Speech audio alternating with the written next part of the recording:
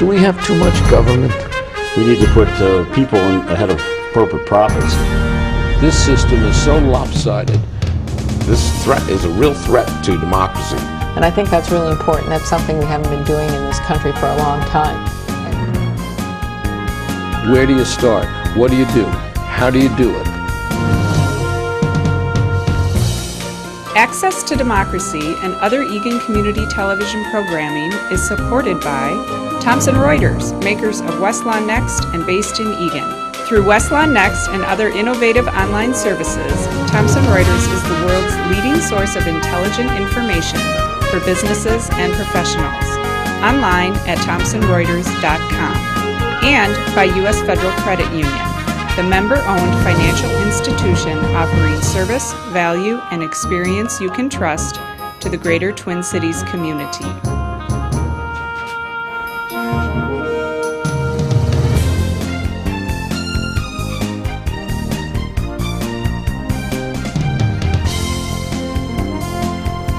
Welcome back to Access to Democracy.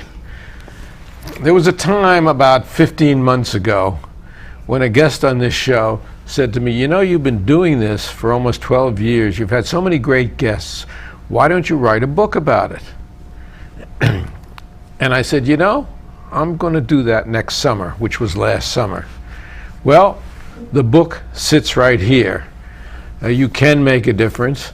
And our guest is a return guest, always a thrill to have him, a man who has made a difference, Congressman Keith Ellison, who is featured prominently in the book, as a matter of fact. He was going to do a dedication, but then he went and broke his leg last year. Now, I am a big fan of his, so I went and broke my ankle this February because you are my role model. It is always a pleasure to have you here, and I know you have the busiest schedule in Congress, bar none.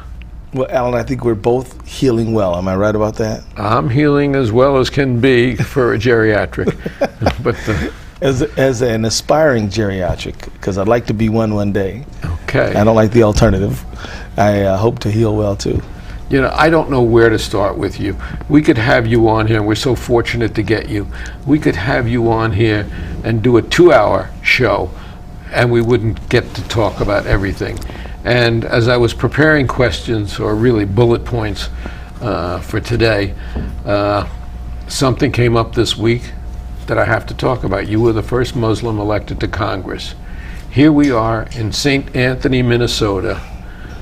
Muslim community wants to take a deserted basement of a Medtronic building and turn it into a social center, mosque, etc. And they were voted down by the council 4-1, and I've been talking about it a lot, as a matter of fact. I've been working on Matt McNeil's show this week in the mornings, and we cannot get over it, especially when you have somebody like the Citizen who stood up and said, Islam is evil. When you have that mentality, I mean, how can we deal with the problems of the world when we have bigoted mentality like that? I mean, there have been times in this country when Irish were bad, the Italians were bad, the Jews were bad, the blacks were bad. I guess it's now the turn of the Muslims, but why can't we get past it? We exterminated the American Indians, and we make them live on reservations. We broke all their promises to them. What hope? Well, there's a lot of hope. This is clearly a bump in the road. It's disappointing. It raises serious questions, like, was bias and bigotry part of the decision-making process? Is there any legitimate reason why they would do this other than religious intolerance? Why weren't they offered, if this is not the proper spot, why weren't they offered another spot where they could take up this project? And just a range of very disturbing questions, and here's the sad thing: it doesn't make St. Anthony look good. It doesn't make them makes them look terrible. Yeah. It makes them look bigoted. It makes them look third world-ish Yeah. in terms of third world from the 1800s or the 1700s. Yeah. It does, and so, you know, they want to be a growing, thriving city, and yet they've simply given themselves a stigma of being an intolerant place. So this is, you know, it's one of those bumps in the road, you know, and there are good people in St. Anthony, and we need them all to step up and really talk about what kind of city they want to be, because the people who were representing them, like that man who stood up, you know, I don't think that's what most St. Anthony residents are about, and yet the loudest, most intolerant voices is the one that gets heard. There are 1 billion Muslims in the world. Yeah. There are a few thousand who are terrorists, who are bad people. Yeah. Hello, Timothy McVeigh. Hello, Adolf Hitler. Hello, any of so many people I can name. Everybody has their problem people. Yeah. Yitzhak Rabin was fighting for a two-country solution. A right-wing Jew slayed him. Yeah, and you know what, Alan? I actually stood on that spot when I was in Tel Aviv. I stood at the very spot that Yigal Amir shot Yitzhak Rabin down because he was working for peace. I did too, as a matter of fact. Yeah, it's kind of an emotional you spot. You have to go there. Yeah, and then I flew then to Cairo, where I drove down that road where Anwar Sadat was killed because of his entrees to peace with Israel. So, you know, wouldn't it be great if every man or woman of peace ended up, you know, living a long life? But the reality is that people who often shape our world for the better pay with their lives for that, and it's in their memory that we have to keep soldiering on. And so, you know, we're not going to sit back with this thing that happened in St. Anthony, but we're not going to demonize everyone who lives in St. Anthony either. There is a spot where everybody comes out ahead here, and of course the angry people won't be happy with that, but they're not happy unless they're not happy. There are 43 mosques now in the state of Minnesota. Yeah. This came up on the Matt McNeil show, The Morning Grind, that I worked this week. Yep. There are how many thousand churches in the state of Minnesota? Sure. There are 13 temples or synagogues right within the Twin Cities area. Yep. And others, not too many, but others throughout the state. People have to learn to live together in peace and to progress with society. Now, I know what you've been going through in the Congress is just the antithesis of that. We have people there who would rather bring down a president because of who he is than to see this country get ahead. So let's talk about that. Well, you know, these guys they hate the captain of the ship, so they're willing to sink the ship just to drown the captain. That's what's really going on. But they don't understand that the rats drown also when the ship sinks. Yeah, well, they ought to keep that in mind. But the president, you know, did a great thing today. He announced that young people who were brought to the United States by their parents without proper documentation, but as long as they don't have a criminal record or are good students or served in the military, can stay on a 2-year hitch without fear of being deported. You know, it's one thing the president can do, forestall these deportations. He can do by executive order some things. Yeah. He can't do what should be the law of the land because he can't override certainly a House of Representatives that is really antithetical to all these things. Yeah, they're against it. And Steve King, a colleague of mine from Iowa, is just livid with the president's decision. But you know, it's like immigrating to the United States without proper documents is not lawful behavior. But the kids, the dream kids, were children at the time. And you're going to punish the children? And you're going to punish them? It doesn't make any sense at all. You know, look back to World War II. First, we took the Japanese Americans and we put them in internment camps. Yeah. Well, we didn't kill them like the Nazis did, but they were the equivalent of concentration camps. Yep. When we finally, and shame on the Supreme Court at that time, Yep. shame on the Congress at that time, we finally woke State up. of California too. That's true. Those young men became one of the best fighting units Yep. in the Decorated. the Tuskegee Airmen, Yep. when blacks couldn't become pilots. Right. Bomber pilots wanted to be accompanied by the Tuskegee Airmen because they knew that they were fearless and they would give their lives to protect the bombers.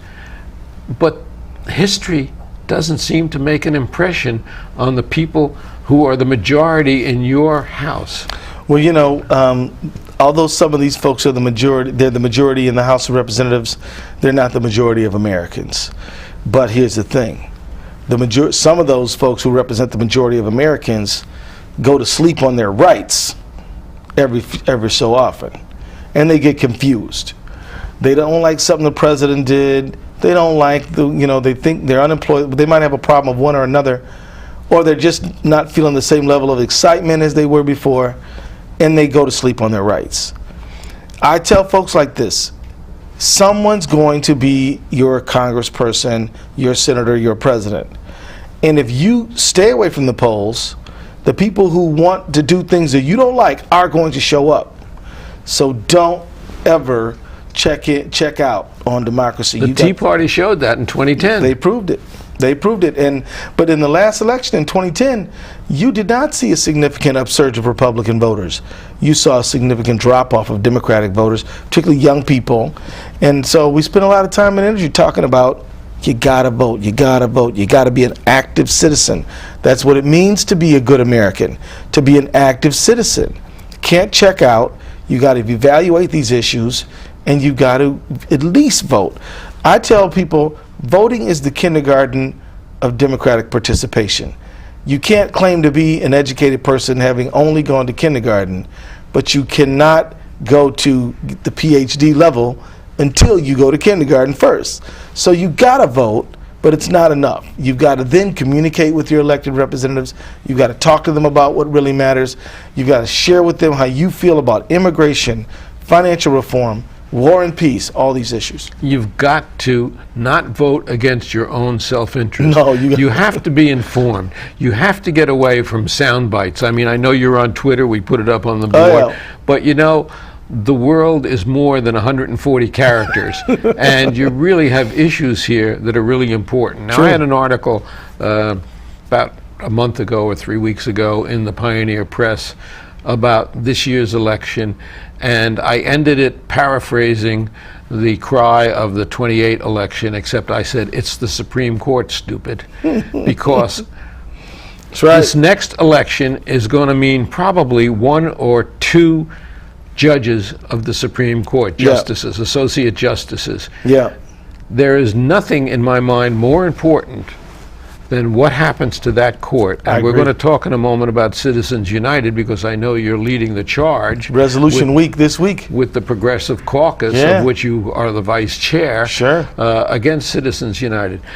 But the next president is going to choose justices. I mean, Scalia is 75, Kennedy 74, some of the others are in their 70s, some are not in good Justice health. Ginsburg's not in good health, And but she's great. I don't want to lose her, but the again, composition of that court is so important. We have lost so much of our democracy in 5-4 decisions since Justice Roberts became the most activist judge in history. We used to be worried about activist judges. Now we got activist judge on steroids. Well, it just goes to prove one thing. When they were crying about activist judges a few years ago, they didn't really mean it. What they meant is that they didn't have people who decided cases the way they wanted them decided. And that really is what they meant. So now, hopefully this is a lesson we can put in our pocket and not forget. So let's talk about Citizens United. Oh, yeah. Probably the worst decision to come down in the history of some bad decisions in the Supreme Court. That's fair. But that's right up there with Judge Scott. I love what Bill Moyers said. He says, I'll believe that corporations or a person when one can have a baby. And I just love that because that really puts it right in focus. That's right. Corporations don't have belly buttons, do they? No, I don't think so.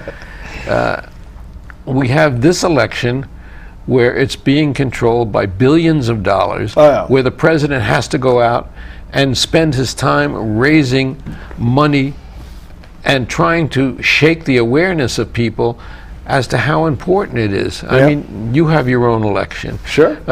You have to worry about it. Nobody can be secure. Nobody. You have to raise money. Yep. John Klein once told me that you have to raise $10,000 a week if you want to run for Congress. Well, I don't know if that's so or not so, but you know, John has risen up the ladder. He sure has, yeah. And I'd say that that's probably accurate. I mean, because here's the thing. Things are everything, all the new, we got nothing but new rules now because in the wake of Citizens United and the rise of the super PAC, somebody can drop $1 million or $2 million or $5 million, and that's it. And they got Ellison just dropped 10. Well, you know, like, well, so the great gaming magnate, Mr. Sheldon Ellison, he makes $3 million an hour, right? He owns in Dubai, Macau. He's got money. He's money bags. I think he has $29 billion. So he makes $3 million an hour. The bottom line is, if he decided, I don't like Ellison, you know, he could drop $10 million in Minnesota. Don't give me any ideas. I don't want to. But the bottom line is anyone could just be slammed, and there's not much you can do about it. And you know, the only hope we have is that you know, we get out here and use our superior numbers to overwhelm their dollars. They still can't stop us from knocking on doors. They still can't stop us from making telephone calls. Which is why they're trying to stop us from voting. Right. Which is why there's such a voter suppression movement this around this country. Yeah. I mean, look at Florida. Terrible. And that lunatic who was running as the governor down there. Oh my God, awful. Scott. I mean, he's really a baddie. And what's, you know, the biggest thing we have to fight here in Minnesota is this awful voter ID.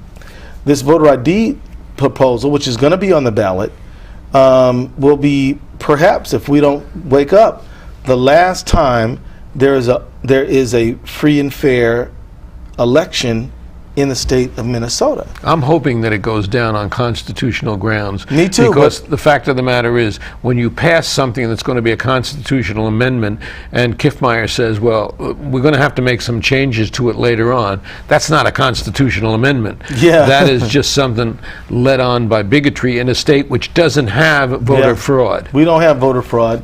They can't. There's not one case of imposter fraud.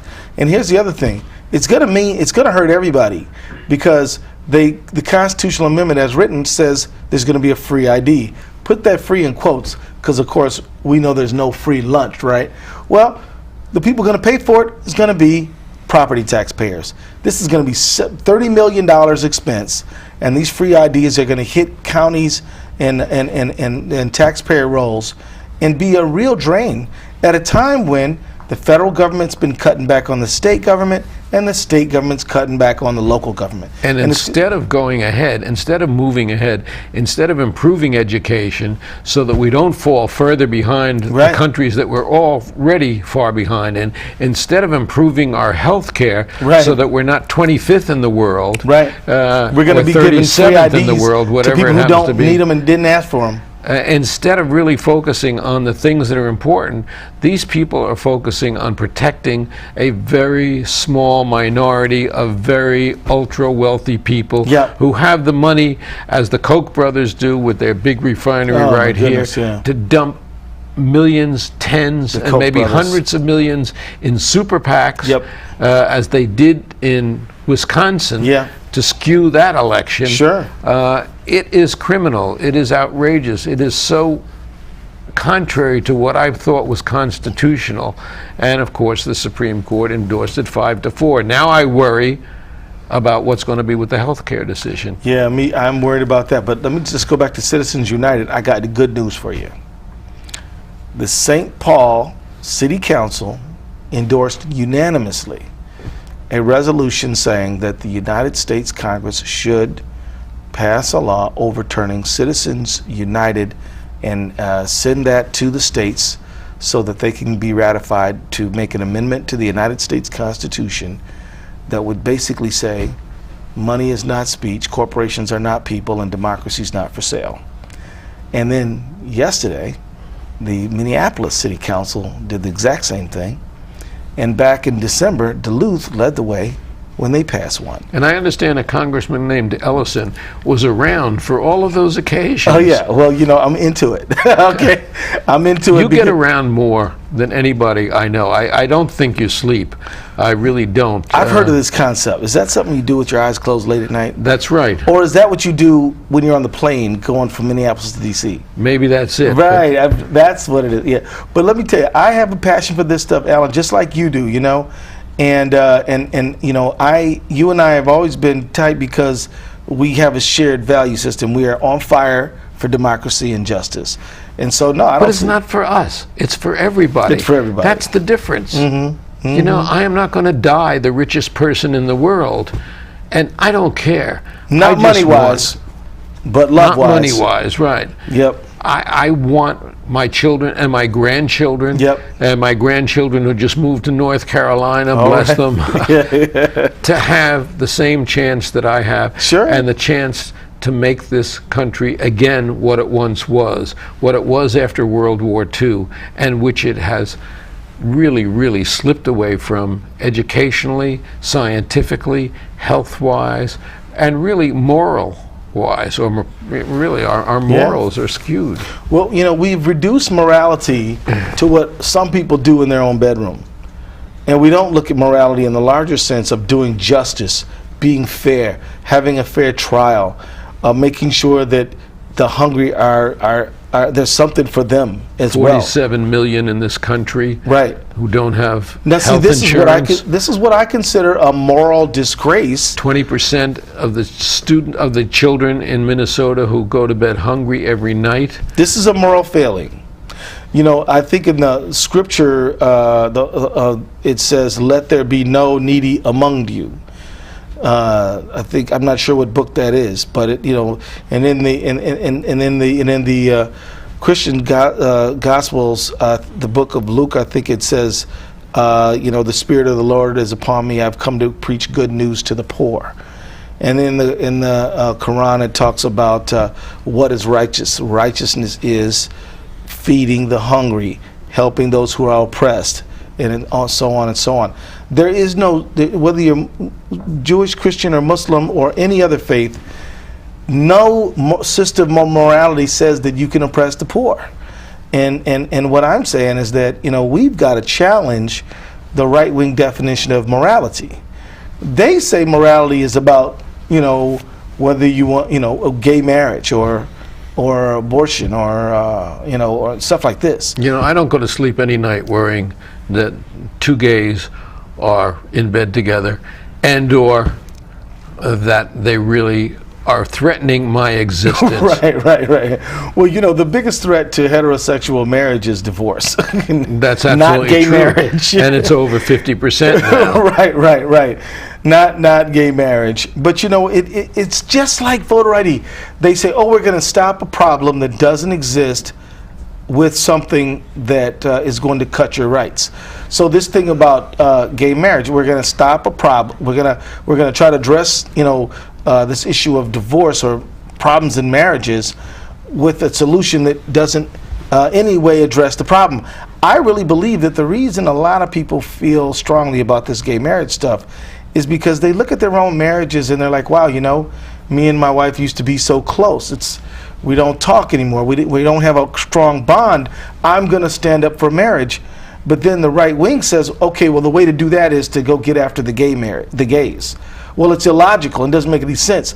But for people who are hurting because they feel that their marriages could be stronger, you know, maybe in some bizarre, weird way, that's their way of standing up for marriage. The only problem is it curtails the rights of fellow Americans who have every right to the equal protection under the law. I recall that all men are created equal, That's and right. of course all men and women Yep. are created equal. Yep. And if they're created equal, they should have equal rights and equal protections.